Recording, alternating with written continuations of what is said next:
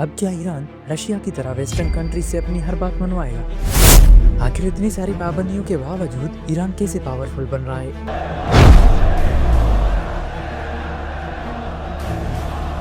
Iran के nuclear power बनने से वर्ल्ड, खास करके वेस्टर्न कंट्रीज पे क्या असर पड़ेगा?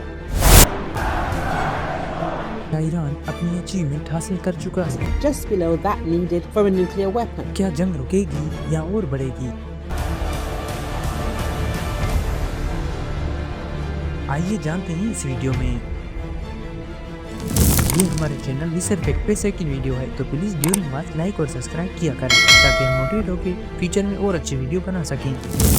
इस रिपोर्ट के मुताबिक ईरान 99% न्यूक्लियर पावर बन चुका है, यानी अब सिर्फ ऑफिशियली टेस्ट करना या ऐलान करना बाकी रह गया है। ईरान के इस काम को शुरू से समझते हैं। ईरान पे यूरोप और अमेरिका के सैंक्शन इसलिए नहीं लगे कि शाह का किंगडम रूल खत्म होकर स्ट्रिक्ट इस्लामिक रेवोल्यूशन आया, बल्कि ये सैंक्शन रेवोल्यूशन से पहले ही किंगडम रूल शाह के रूल में ही लगने शुरू हो गए थे, क्योंकि ईरान ने अपना न्यूक्लियर प्रोग्राम 1917 से ही शुरू कर दिया था। ईरान ने अपनी इकोनॉमी से भी ज्यादा इस काम को इम्पोर्टेंस दी। जैसे ही ईरान की न्यूक्लियर पे काम करने की ये खबर ग्लोबली फैली तो यूएन ने ईरान को रोकने की काफी कोशिश की, लेकिन ईरान सीक्रेटली तेजी से इस मंसूबे पे काम करता गया। ईरान का न्यूक्लियर पे काम 1970 से लेकर 1979 तक तेजी से चलता रहा। उसके बाद आयतुल्लाह खुमनोई इस्लामिक रेवोल्यूशन लाता है और न्यूक्लियर पे काम काफी टाइम के लिए रुक जाता है। फिर तकरीबन 21 साल के बाद सन 2000 में ईरान न्यूक्लियर पे काम दोबारा शुरू कर देता है। उसके बाद यूएनओ की तरफ से ईरान पे फिर से सैंक्शन लगना शुरू हो जाते हैं, खास करके यूएस की तरफ से।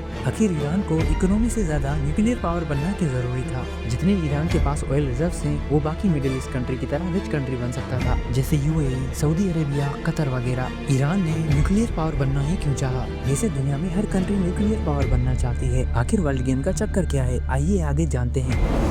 न्यूक्लियर की शुरुआत सबसे पहले यूएसए से होती है। 16 जुलाई 1945 को यूएसए न्यूक्लियर टेस्ट करता है और उसी साल जापान यूएसए के ऊपर हमला करता है और यूएसए जवाब में जापान के हिरोशिमा और नागासाकी पर न्यूक्लियर अटैक करता है। इस अटैक से जो दुनिया ने तबाही देखी वो बड़ी भयानक थी। इस अटैक के बाद हर कंट्री ने बिग डिफेंस के लिए न्यूक्लियर पावर बनना जरूरी समझा। इस पे काम तो हर कंट्री ने शुरू कर दिया था। उसके बाद सोवियत यूनियन 1949 को न्यूक्लियर टेस्ट, लेकिन यूएसए और यूरोप ने इस काम पे कई तरह की पाबंदियां लगाई थी, लेकिन फिर भी इनडायरेक्टली कई न्यूक्लियर पे काम कर रही थी। उसके बाद पूरे वर्ल्ड के लिए बड़ी शॉकिंग न्यूज आती है। दो बड़ी पॉपुलेटेड कंट्री इंडिया और पाकिस्तान न्यूक्लियर पावर बन जाती हैं। उसके बाद बड़ी बात तो तब होती है जब नॉर्थ कोरिया जैसी कंट्री भी न्यूक्लियर का धमाका करती है। ईरान तो वैसे ही इस पे काम कर रहा था। ईरान को सबसे बड़ी मदद उसको ऑयल से मिलती थी, जो इनडायरेक्टली सप्लाई कर रहा है। अब आपके मन में सवाल होगा कि ईरान सुपर पावर कैसे बन रहा है? ना तो ईरान के पास कोई इकोनॉमी अच्छी है, ना ही ईरान के पास टेक्नोलॉजी है। इस वक्त यूएसए को सुपर पावर कंट्री कहते हैं। रशिया, चाइना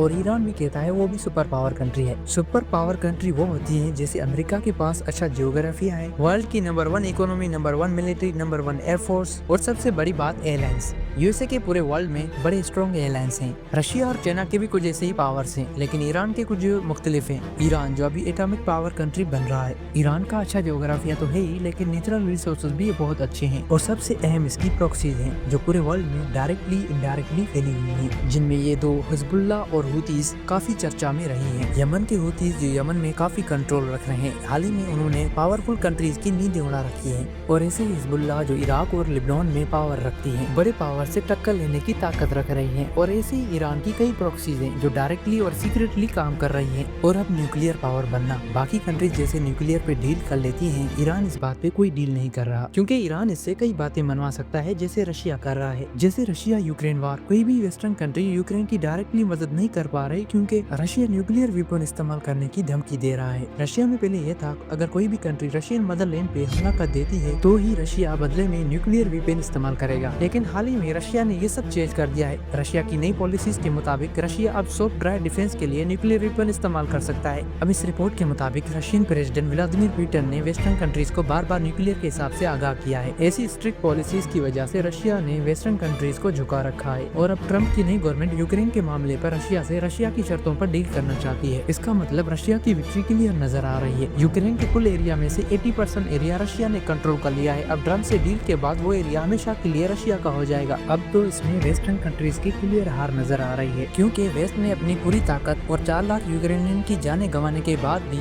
रशिया से ये एरिया आजाद नहीं करवा सकी। अब यूएसए की बात करें तो यूएसए यूक्रेन से निकलना चाहता है, जैसे अफगानिस्तान से अशरफ गनी की गवर्नमेंट को तालिबान के रहमो करम पर छोड़कर निकल गया था, और यूक्रेन के साथ भी यही होने जा रहा है। ईरान ये सब देखकर इसलिए न्यूक्लियर पावर बनना चाहता है। वैसे कोई भी कंट्री हो वर्ल्ड में अपने मकसद के लिए न्यूक्लियर वेपन इस्तेमाल भी कर सकती है। इसमें टारगेटेड कंट्री का तो नुकसान होगा ही, इसमें उतना ही उनका भी नुकसान होगा, बल्कि पूरे वर्ल्ड में ये हस्ती बस्ती जिंदगियां मिनटों में राख का ढेर बन सकती हैं। उम्मीद करते हैं ऐसा नहीं होगा, क्योंकि वार किसी के लिए सही नहीं होती। कई दिनों और काफी मेहनत से ऐसे वीडियोस बनते हैं, तो प्लीज हम जैसे न्यू क्रिएटर्स को मोटिवेशन के लिए लाइक और सब्सक्राइब किया करें। मैं मिलता हूँ नेक्स्ट वीडियो में। Take care.